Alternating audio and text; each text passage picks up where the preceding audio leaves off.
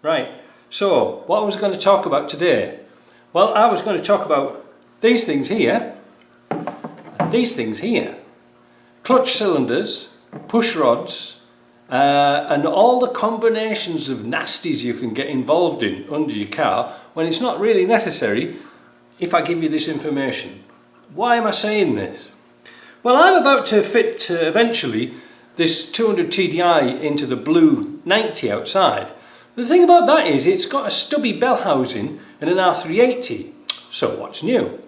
Well, there's something interesting because I only just found out about this when I was doing this job, because here is the original clutch fork. It's had one of those heavy duty things that don't do anything. But notice how short the pushrod is compared to this one. Now this is off a standard R380, but this one was for the R380 stubby. Now what is the difference apart from visually? Nothing. And I got a bit of a going over when I sold a couple of these clutch forks down to the States to people who'd put these in, my clutch fork in place of this, and they said it wouldn't fit. Well, when you look at it, identically, it's the same physical dimensions. The problem was the pushrod. Now, what happens is if you put that pushrod in with the standard cylinder, this is going to hit the back of the housing too early. You know what I mean? It's going to bottom out. Whereas this one's got plenty of room to move. But it doesn't stop there. Oh no. Because even with your standard R380, you're going to have problems if you don't follow these rules. Now, let me just shout out first of all, if you're going to do a stubby, this one, the push rod is FTC 4229 and it's 65 millimeters long. So if you've got a long one, you can cut it down. That's not a problem. This one, however, is FTC 3912 and it's 91.3 millimeters long. There exists another one which is 99.38 millimeters long. So why is all the difference?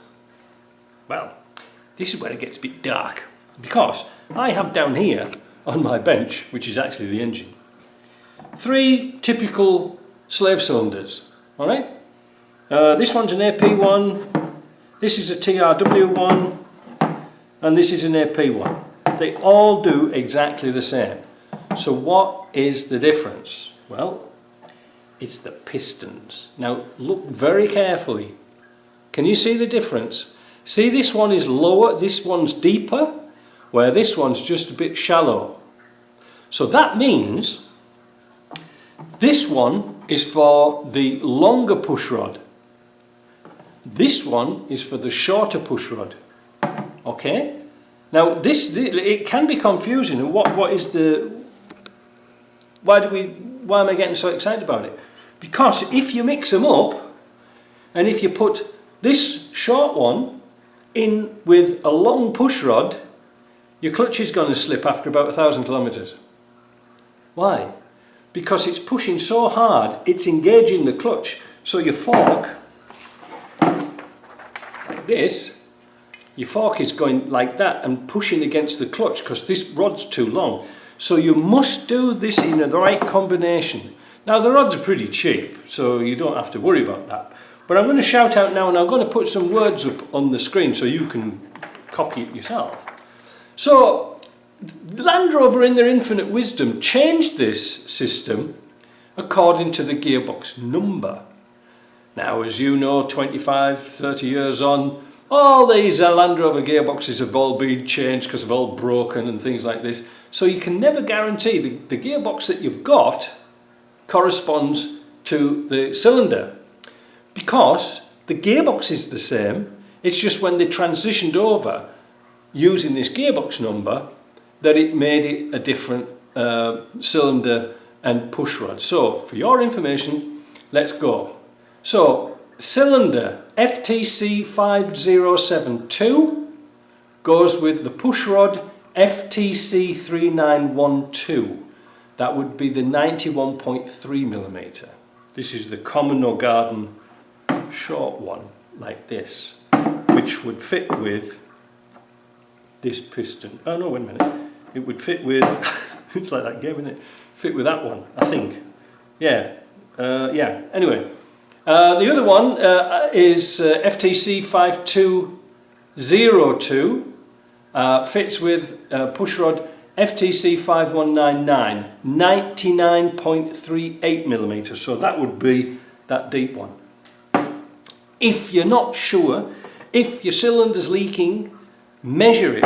Take the rubber off and make sure you've got which one you've got. All right, before you order something, it makes it life a lot easier. And if you're rebuilding, you think, oh well, I know a lot of these guys out there. They all buy new cylinders, buy everything new. You know, they've built a brand new Land Rover. Well, lash out a few more pennies and go with this list and get the right combination, because there's nothing worse than putting the wrong push rod with the right cylinder, if you see what I mean. So buy them as a matching pair. Don't skimp. I'll try and do this little list and pin it below the video so you can read it. But for the Stumpy gearbox, going back to that again, Stumpy bell housing, it's a real bizarre combination because it uses the slave cylinder here as one of these. This is an LT77. What's the part number on that? I haven't. Wait a minute. Oh, it hasn't printed it out. But that's the slave for the LT77. It's just like the series truck, completely different to that one. You see what I mean? Same diameter, but the fittings would be different where they go onto here. So you want an LT77 slave with this short push rod, and then it'll all work. Because there's nothing worse than taking the bloody gearbox out and trying to find a fault that's not there. It's like that gasket I had the other day. There wasn't a problem with it. It was just misinformation. Oh, that sounds topical, doesn't it, as well? Anyway, I hope you like that. Any questions, write it below. I'll try and answer the best possible way I can with crayons. But like I said, it is a minefield of getting different things. And just to make life just that little bit more interesting, on the slave cylinders, they never put the part number on. Never. They've all got different part numbers. All these cylinders have all got different part numbers. So that makes a lot of confusion. So if you're going to buy one, buy it with a push rod. Job done. All right? Catch you in the next video.